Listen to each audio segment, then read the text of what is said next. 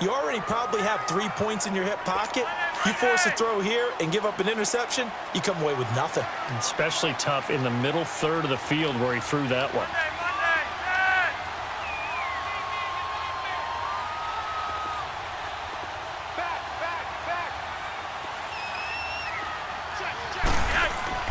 Third and long for Joe Flacco.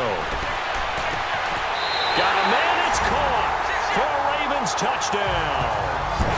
Willie Snead from 21 yards away. And the Ravens have taken the early lead. And he's a little bit on the shorter side as a receiver.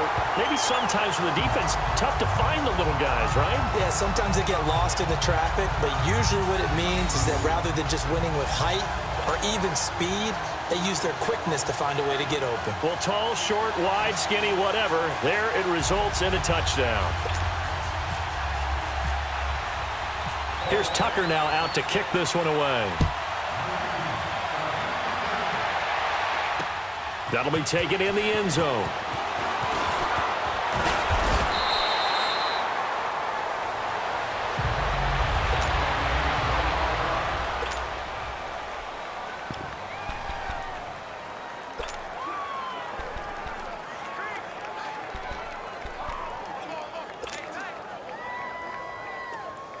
Big Ben and the Steelers with a 1st and 10 at their own 21. Roethlisberger now off the bootleg. Over the middle, and it's incomplete. The safety that time, Tony Jefferson there on the coverage. It's always a battle. Who's going to win on first down, the offense or the defense? Let's face it, if you've got the ball, 4 yards or more on first down is what you're aiming for. They tried to throw for it there. Nice effort to knock Dalvin away and bring up 2nd down. Here's Roethlisberger. Goes underneath for Bell. No gain on the play, and it'll bring up a 3rd down.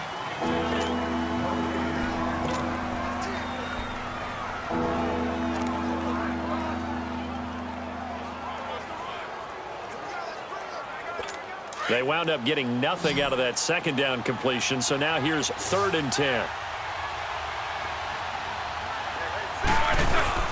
A fake to Bell. Now it's Roethlisberger. He's going deep for Brown. Oh, he almost picked it.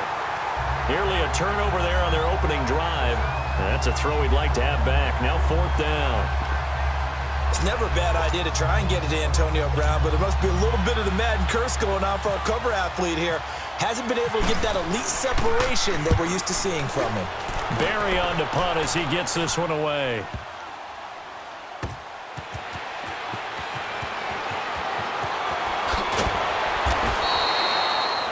We'll call that a punt of 54 yards. Well struck. And the Ravens, they'll take over. The Ravens offense now, they get ready to head back on the field. And that last drive, a long drive, but not just that. They had a great air attack going. Do they stick with that? I would think that they would, because if they were confident enough to do it on the last drive, starting backed up in their own territory, why would you change anything? They've got to be confident about what they're presenting and continue to do so. Yeah, because the secondary, they really look clueless. And that was amazing because that drive went and went, no adjustments, and no big plays by the defense to knock the ball away. Yeah, give him 4 yards there. It'll be 2nd and 6. On 2nd down, Flacco to throw. Flushed out right. A right side catch by Crabtree. And they get him down, but not before he takes it across the 40-yard line. 16 yards on that one and a Raven 1st. Looked like the defense put pretty good pressure on him, but he's able to flush out to his right to try and evade people. On the run, had to get on his horse. Still accurately throws a nice pass for a 1st down. On the ground with their leading rusher from a season ago, it's Alex Collins. And that play going absolutely nowhere as he's belted before he could get out of the backfield. I know the scouting report on him is that he doesn't possess the eye discipline to be an elite linebacker, and what that means is his ability to read, react, and make a play. But on that one, he looked like one of those guys. And that'll be incomplete. I know our vantage point might be a little bit better way up here, but that looked like an ill-advised throw to me. I didn't see anything open, and this play just didn't look right from the beginning. It did not. I thought he might get outside and just chuck it away. Dangerous pass, incomplete. Airing one deep for Crabtree. He rifles one that's intercepted. Picked off at the 22, and his guys will take over at the 25-yard line. Well, I tell you, Brandon, this ball's intercepted, but it is third down. So the silver lining is that since this is so far down the field and there wasn't a big run back associated with it, really this kind of works like a punt. It's not an altogether bad result. The Steelers' offense now, they get ready to head back on the field. And on the last go-around, they really couldn't get anything going. They had to punt from deep inside their own territory, which means you're going to lose the field position battle as a general rule. What they're looking for now is a little more consistency, move the ball at least a few times on offense, get a couple of first downs, and hopefully flip the field. Yeah, just something to build off of. That's what they're looking for here. The beauty of being able to play a zone defense when you can sit back and see the ball coming out of the quarterback's hands, guess what? Creates a lot of confusion, kind of a muddle in the middle of the field where you can go make a play on the football. Now the first carry for Le'Veon Bell. And again, he's going to be stopped up right at the line of scrimmage. Call it no gain on the run there, and now they'll be looking at a third down. And the big fella stuffed that one up in a big way. I think doubling him has to be a priority because you can't move up to the next level if you don't take care of him first.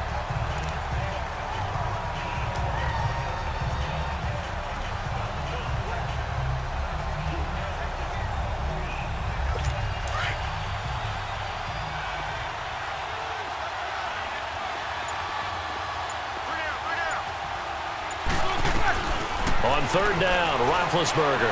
He's going deep for Brown. Into a double team, and it's intercepted. Picked off here by Jimmy Smith.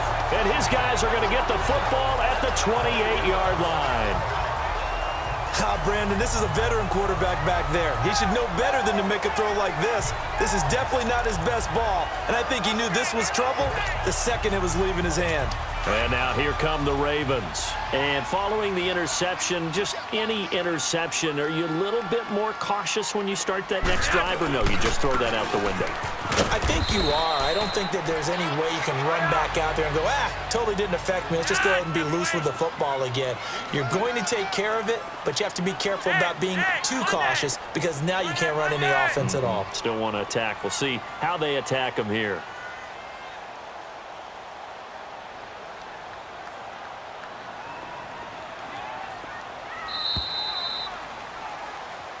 Second quarter now. Brandon Gaudin, Charles Davis.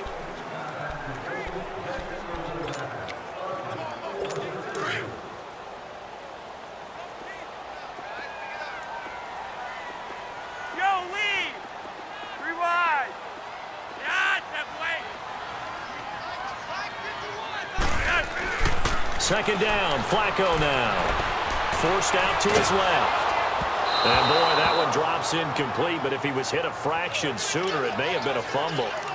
That's one of the dangers of the quick game. If you only have a 2- or 3-step drop, if you don't get the ball to someone open right away, those defenders are right near the line of scrimmage, and they can get on top of you in a heartbeat. They head to the line facing a 3rd and 7 following the incompletion on second down. Flacco from the gun. And he's got Snead. And he takes this one all the way across midfield into enemy territory down to the 40-yard line. That one goes for 29 yards on third down. A nice job there, Charles. They picked up the blitz, were able to complete the pass. That had the total feel of a quarterback in control. Red blitz, got him into the right protection scheme, so he doesn't get hit back there. He's got a chance to step up with supreme confidence and deliver it downfield for a nice completion. Crabtree with it over the middle. And he's going to get this one down right to the edge of the red zone of the chalk of the 20. Chewing up big yardage. Another nice gain there. This one goes for 20. They go play action here on first down. His throw caught at about the 5. 15 more there, and they're on a roll. It's another first down. And another thing that makes the comeback route really effective is that oftentimes after you've made the initial move, receivers breaking away from the defensive back, and that makes it a really tough play to defend. Nice chunk of yardage picked up there. And the hole closes quickly here. He can fight only to about the 4. It's a gain of a yard, and it'll set up 2nd and goal. Operating out of the gun, Flacco. And this is caught. Touchdown, Baltimore. John Brown from 4 yards out. And the Ravens will add on to their lead. On those slants, everything happens so quickly. What makes it work? The timing between the passer and the receiver. In this case, a slant route ordinarily is probably about 3 steps before you go on the slant. In this amount of time, I think it was a 2-step deal. Boom, put his foot in the ground and got inside for the pass. Got inside for the pass, got inside for the catch and the score. That's fielded in the end zone. And the decision to bring it out will cost him about 5 yards as he'll get this only back to the 20. Now the Steelers offense gets ready to get back onto the field. Already down 2 touchdowns here in the first half. This becomes a pretty important drive, doesn't it? It certainly does, and a lot of teams script plays. We know that, right? They have a script to start the ball game, and typically those scripts go between 12 and 24, 25 plays. Down 2 touchdowns early, probably not very deep into their script. I think that they'll stay with it. I don't think they'll abandon it just yet and try and generate some offense on this drive. Anything. At least 3 points, get that 0 off the board. A Steeler first down on the pickup of 11 yards. Well, Charles, Le'Veon Bell, 26 going on 27, and the shelf life of these NFL running backs seems to be getting shorter and shorter. How long can he go at this torrid pace? Usually we say 30 is kind of the line of demarcation for a running back, but Le'Veon Bell played all 16 games in 2017, takes great care of himself off the field.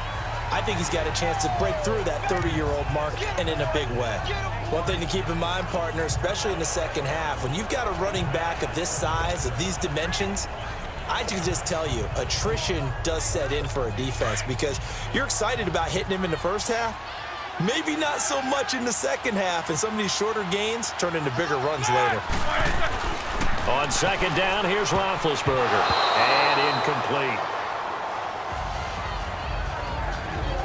Well, nearly another interception there. That would have been 2 drives in a row with a pick. He's got to start taking care of the ball way better than what we're seeing. Interestingly, that throw was probably worse than the one he threw the interception on last drive, but fell incomplete. So after the second down incompletion, they'll come up now against a 3rd and 6. Roethlisberger will throw. Incomplete. He had his hands on it, but couldn't pick it. But it's now 4th down. Not only was the call spot on, how about the execution of that defense right there? The zone was absolutely locked up tight. He was trying to force it in there on 3rd down. But if there's a time to force it, he felt like he needed to make a play, right? Yeah, exactly right. 3rd down, you got to try and find something. There's nothing available there for him. Roethlisberger will stay out there, and they're going to go for it on 4th.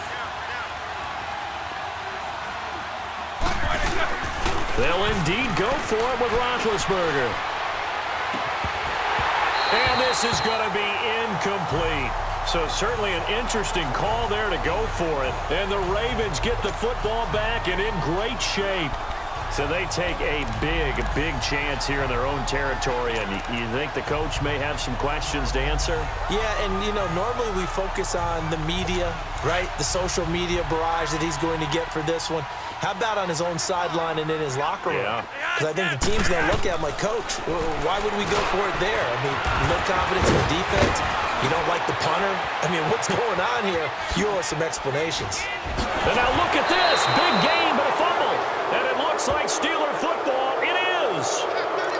We have seen this before, and we know coaches preach about this and work on it all the time. Catch the ball.